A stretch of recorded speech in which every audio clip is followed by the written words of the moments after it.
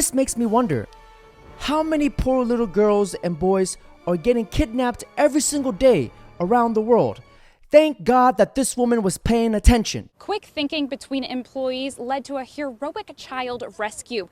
Right here on these stairs, a man grabbed a 10-year-old boy out of the water, luring him under the pretense of being the mother's fiance. But two employees at Coeur d'Alene Paracel didn't think it was right. Around 8 in the evening, surveillance video shows a man approaching the Coeur d'Alene Paracel booth with a child. Immediately, the kid went around me and kind of hid behind me and stated, "I don't know that man and he's not my dad." Police say the man insisted he was the boy's father, but Paracel owner Jamin Rodriguez sensed something was wrong.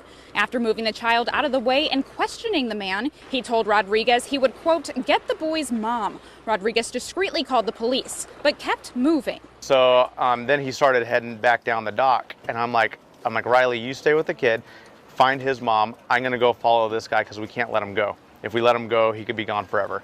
Rodriguez has kids of his own and felt the danger of the child who was now hiding behind him. He followed the man for 15 minutes around the lake, updating dispatch on his every step, much to the man's dismay. He's like, stop following me, leave and go back to your booth. And I was like, no. He's just like a main actor in like a horror movie, like that kind of creepy oddness. Meanwhile, his employees stayed with the child and went to find his actual mom. He goes, she's right there, can we run? And so we both started to run to her. He was crying, super sad. The boy's mother says everything feels surreal, but she's so grateful for the help of the men. The most important thing to take from this story is people are just more aware of the fact that this stuff could happen in our little town of Coeur d'Alene. When police arrived, the suspect John Marshall Randolph was booked into the Kootenai County Jail for one count of child enticement. Randolph has already been bonded out, but Let me make this abundantly clear. Anyone who legitimately tries to attempt to kidnap a child, that person absolutely deserves to never see daylight ever again. They are too dangerous to be let out. Now, gentlemen, let this be a reminder to always teach your kids to always voice their concerns no matter what. Stay away from stranger danger, and especially do not open the door for somebody you don't know. Take a look.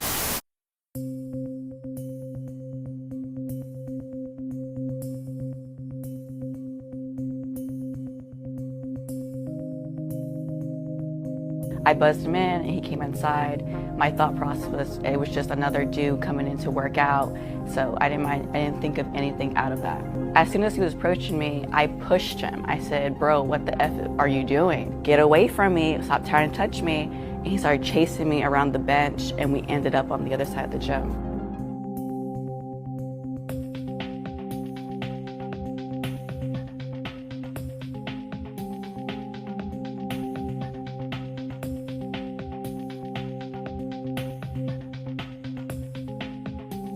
My advice would be to never give up. My parents always told me in life to never give up on anything. And that's one thing I always kept in my mind when I was fighting him. As long as you don't give up, you fight back, you show him that you are strong, that you are one, that you're able to fight back and survive this and get out of the situation, I believe it's possible. Never open the door for somebody you don't know, unless you 100% know them, because you never know what these people are capable of. I'm really glad that this young lady was able to defend and protect herself. Now today, gentlemen, I want to switch up the content. This video is a must-watch for those who find it difficult to respect women. Take a look.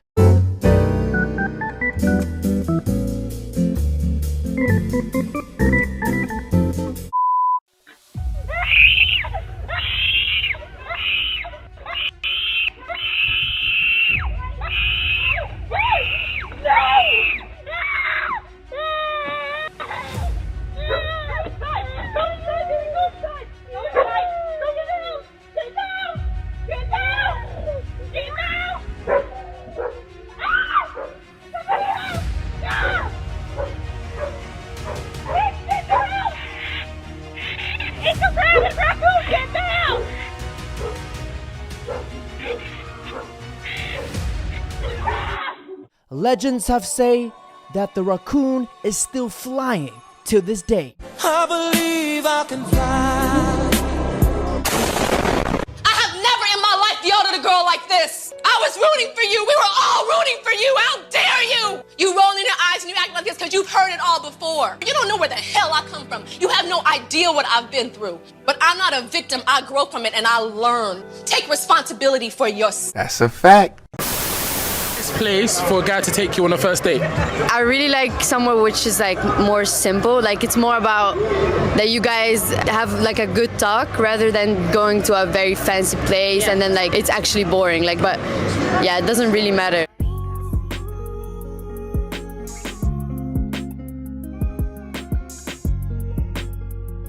That's why he's the GOAT!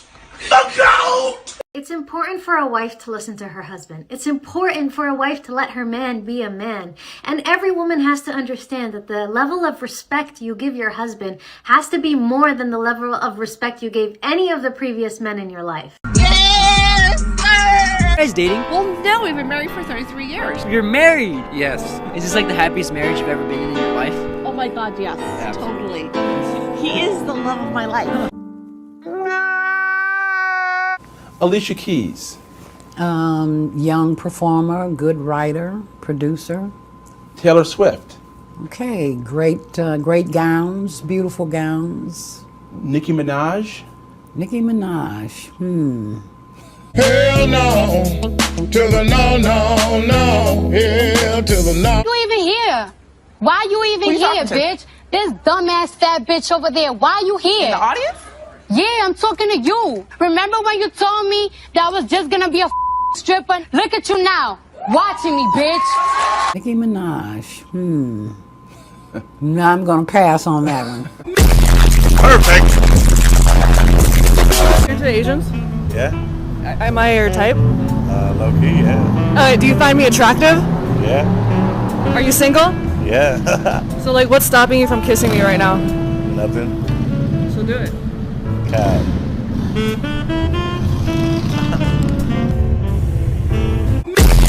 Perfect. My husband is my boss. My husband is number one. If my husband tells me, hey, sit down, I'll sit down. If he tells me you can't go out with your friends today, I'm not going to go out with my friends. If he says, hey, go wash this dish for me, I'm going to go wash the dish for him.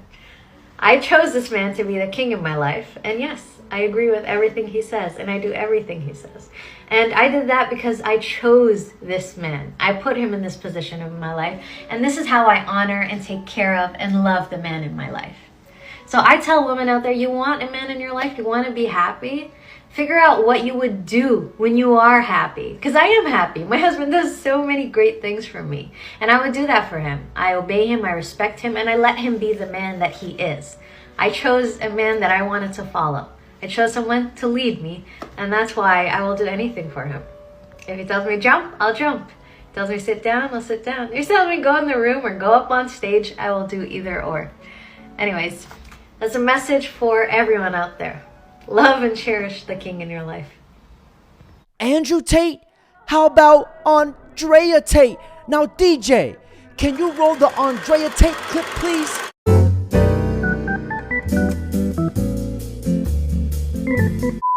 Go out every day. They sacrifice spending time with their children. They sacrifice living a peaceful, relaxing life so that they can go out and provide for their family, so their wife can stay home and relax. Women, like, resenting men for wanting to provide for the family. It's truly unbelievable, and women are trying to compete with men, and it's so unnecessary. At least 40% of people who are in this program today were telling me that they're single and they want to marry a man who is a provider and protector.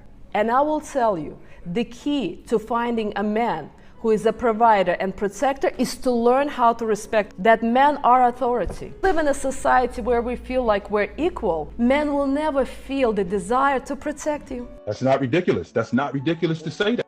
I will dead ass look at my boyfriend sometimes, be like, oh my God, I have the biggest crush on this boy. And then remember that we're dating and I'm like, oh, nice.